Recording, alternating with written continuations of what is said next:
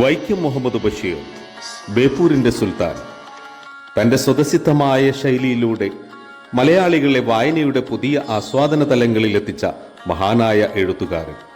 ലളിതമായ ഭാഷാശൈലിയും പ്രകൃതിയോടും സഹജീവികളോടുമുള്ള അടങ്ങാത്ത സ്നേഹവും ഹൃദയഖന്തിയായ ജീവിതാനുഭവങ്ങളുമെല്ലാം തന്റെ തൂലികയിലൂടെ മലയാള സാഹിത്യത്തിന് സമ്മാനിച്ചത് ഒരു പുതുയുഗപ്പിറവിയാണ്.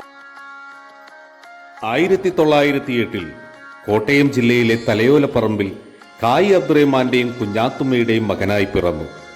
തന്റെ എഴുത്തിലിടനീളം വായനക്കാരനെ ചിരിപ്പിക്കുന്നതിലേറെ ചിന്തിപ്പിക്കാൻ അദ്ദേഹത്തിന് സാധിച്ചു. സ്വന്തം ജീവിതാനുഭവങ്ങളെ ഒളിയോ മറയോ കൂടാതെ ഒരൊറ്റ ഫ്രെയിമിലെന്നോണം അദ്ദേഹം പകർത്തി. സുഹറയും മജീദും ഇന്നും ഒരു നൊമ്പരമായി അവശേഷിക്കുകയാണ്.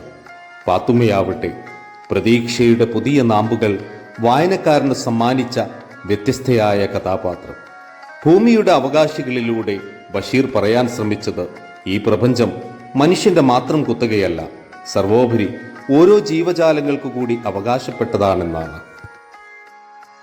പ്രണയബന്ധങ്ങളിലെ ഒത്തുചേരലിനെയും സ്വരച്ചേർച്ചയെയും പിന്മാറലിനെയും തികഞ്ഞ നിസ്സഹായതയോടെ തന്റെ കൃതികളിലൂടെ ബഷീർ അവതരിപ്പിച്ചു. ചൊറിയുന്നിടത്ത് മാന്തുന്നതിനേക്കാൾ വലിയ ആനന്ദം ഈ ലോകത്ത് വേറെയില്ല.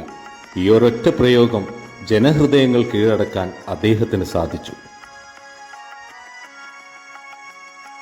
ബഷീറിന്റെ ഈ രചനാ ശൈലി തന്നെയാണ് സാഹിത്യ നിരൂപകർക്കിടയിലും സാധാരണ ജനവിഭാഗത്തിനിടയിലും അദ്ദേഹത്തെ ജനപ്രിയനാക്കി മാറ്റിയത്.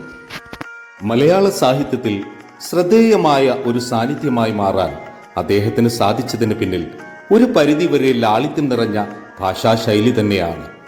തികഞ്ഞ ഗാന്ധിയനും സ്വാതന്ത്ര്യ സമര സേനാനിയുമായ ബഷീറും അദ്ദേഹത്തിന്റെ ജീവിതഗന്ധിയായ കൃതികളും പുതുതലമുറയിൽ വായനയുടെ പുതുപുത്തൻ അനുഭവങ്ങളായി തന്നെ നിലനിൽക്കും.